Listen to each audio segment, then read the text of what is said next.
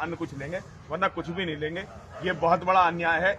एक अपराध जो बहुत सारे लोगों ने किया, उसमें बाकी सबको छोड़ दिया, एक को जेल भेज दिया। भाई जो अपराध उन्होंने किया, जितेंद्र नारायण सिंह त्यागी जी ने किया, उससे ज्यादा अपराध मैंने किया।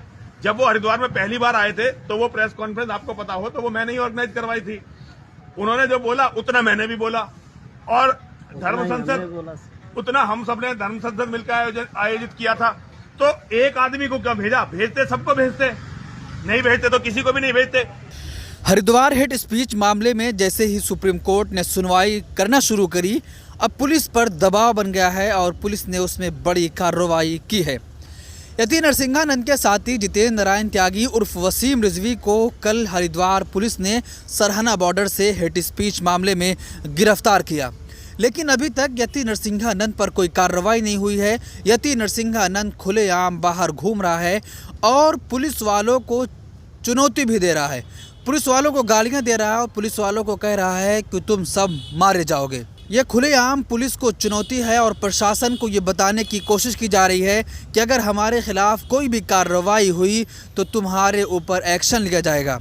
यह सिर्फ पुलिस प्रशासन पर ही चुनौती नहीं बल्कि सुप्रीम कोर्ट को भी चुनौती दे रहा है, क्योंकि सुप्रीम कोर्ट ने हरिद्वार पुलिस, दिल्ली पुलिस और केंद्र सरकार से इस मामले में 10 दिन के अंदर जवाब मांगा था कि आप लोगों ने इसके खिलाफ क्या कार्रवाई की है।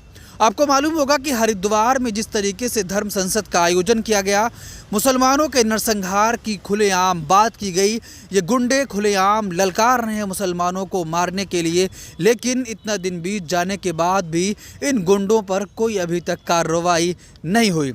सुप्रीम कोर्ट में मामला पहुंचा, सुप्रीम कोर्ट ने 10 दिन के अंदर जवाब मांगा।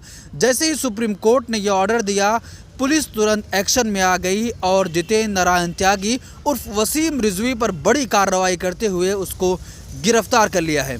जब वसीम रिजवी को गिरफ्तार किया गया तो यति नरसिंहानंद कह रहा है कि जो जुर्म मैंने किया है वही जितेंद्र नारायण त्यागी ने किया है, तो सिर्फ जितेंद्र नारायण त्यागी को ही क्यों गिरफ्तार किया गया, मुझे भी गिरफ्तार किया जाए।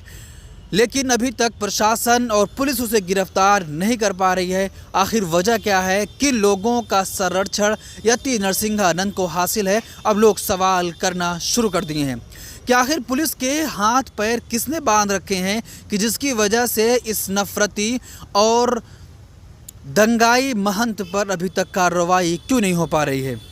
इस मामले पर आप क्या सोचते हैं? आपकी क्या राय है? कमेंट बॉक्स में अपनी राय ज़रूर दें कि जिस तरीके से यति नरसिंहानंद खुलेआम बाहर घूम रहा है और अभी तक वो मुसलमानों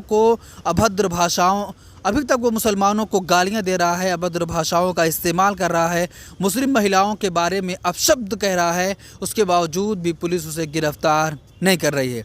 और साथ ही साथ हमारा सहयोग आप करते रहें, हमारे चैनल को सब्सक्राइब और लाइक शेयर ज़रूर करें, बेल आइकन दबाना ना भूलें ताकि हर खबर आप तक हमारी सबसे पहले पहुंच जाए। बहुत शुक्रिया। अन्य कुछ लेंगे, वरना कुछ भी नहीं लेंगे। ये बहुत बड़ा अन्याय है। एक अपराध जो बहुत सारे लोगों ने किया, उसमें बाकी सबको छोड़ दिया, एक को जेल भेज दिया।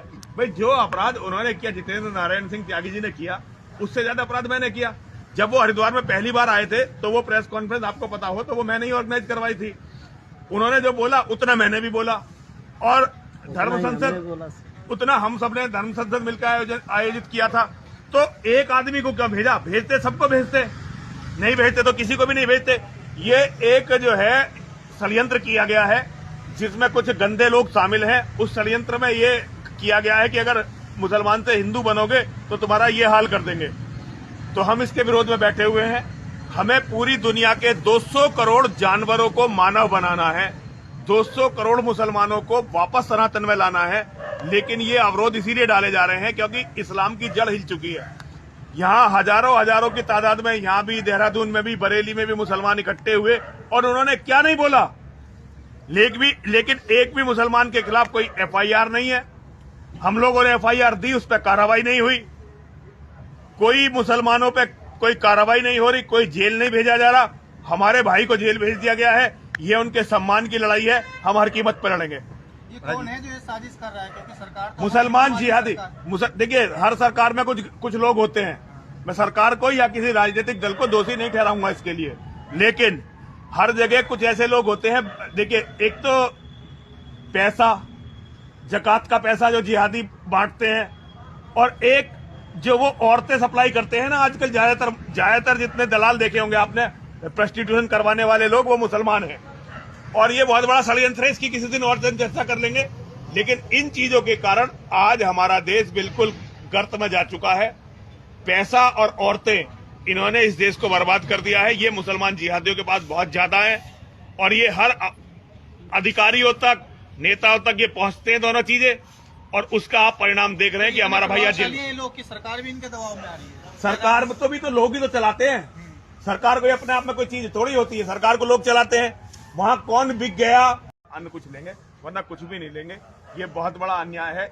एक अपराध जो बहुत सारे लोगों ने किया, उसमें बाकी सबको छोड़ दिया, एक को जेल भेज दिया।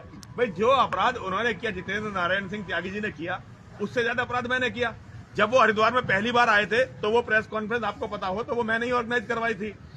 उन्होंने जो बोला उतना मैंने भी बोला, और धर्म संसद, उतना हम सबने धर्म संसद मिलकर आयोजित किया था। तो एक आदमी को क्या भेजा? भेजते सबको भेजते, नहीं भेजते तो किसी को भी नहीं भेजते। ये एक जो है षड्यंत्र किया गया है, जिसमें कुछ गंदे लोग शामिल हैं। उस षड्यंत्र में ये किया गया है कि अगर मुसलमान से हिंदू बनोगे तो तुम्हारा ये हाल कर देंगे। तो हम इसके विरोध में बैठे हुए हैं। हमें पूरी दुनिया के 200 करोड़ जानवरों को मानव बनाना है, 200 करोड़ मुसलमानों को वापस सनातन में लाना है। लेकिन ये अवरोध इसीलिए डाले जा रहे हैं क्योंकि इस्लाम की जड़ हिल चुकी है। यहाँ हजारों की तादाद में, यहाँ भी देहरादून में भी, बरेली में भी मुसलमान इकट्ठे हुए, और उन्होंने क्या नहीं बोला। लेकिन एक भी मुसलमान के खिलाफ कोई FIR नहीं है। हम लोगों ने FIR दी, उस पर कार्रवाई नहीं हुई। कोई मुसलमानों पे कोई कार्रवाई नहीं हो रही, कोई जेल नहीं भेजा जा रहा। हमारे भाई को जेल भेज दिया गया है। ये उनके सम्मान की लड़ाई है, हम हर कीमत पर लड़ेंगे। ये कौन है जो ये साजिश कर रहा है? क्योंकि सरकार तो मुसलमान जिहादी। देखिए, हर सरकार में कुछ लोग होते हैं। मैं सरकार को या किसी राजनीतिक दल को दोषी नहीं ठहराऊंगा इसके लिए, लेकिन हर जगह कुछ ऐसे लोग होते हैं। देखिए, एक तो पैसा, जकात का पैसा जो जिहादी बांटते हैं, और एक जो वो औरतें सप्लाई करते हैं ना आजकल, ज्यादातर जितने दलाल देखे होंगे आपने प्रोस्टिट्यूशन करवाने वाले लोग, वो मुसलमान हैं। और ये बहुत बड़ा षड्यंत्र है, इसकी किसी दिन और दिन चर्चा कर लेंगे। लेकिन इन चीजों के कारण आज हमारा देश बिल्कुल गर्त में जा चुका है। पैसा और औरतें, इन्होंने इस देश को बर्बाद कर दिया है। ये मुसलमान जिहादियों के पास बहुत ज्यादा है और ये हर अधिकारियों तक, नेताओं तक ये पहुंचते हैं दोनों चीजें, और उसका आप परिणाम देख रहे हैं कि हमारा भाई आज जेल। ये लोग की सरकार भी इनके दबाव में आ रही है। सरकार में तो भी तो लोग ही तो चलाते हैं। सरकार को अपने आप में कोई चीज थोड़ी होती है, सरकार को लोग चलाते हैं। वहां कौन बिक गया।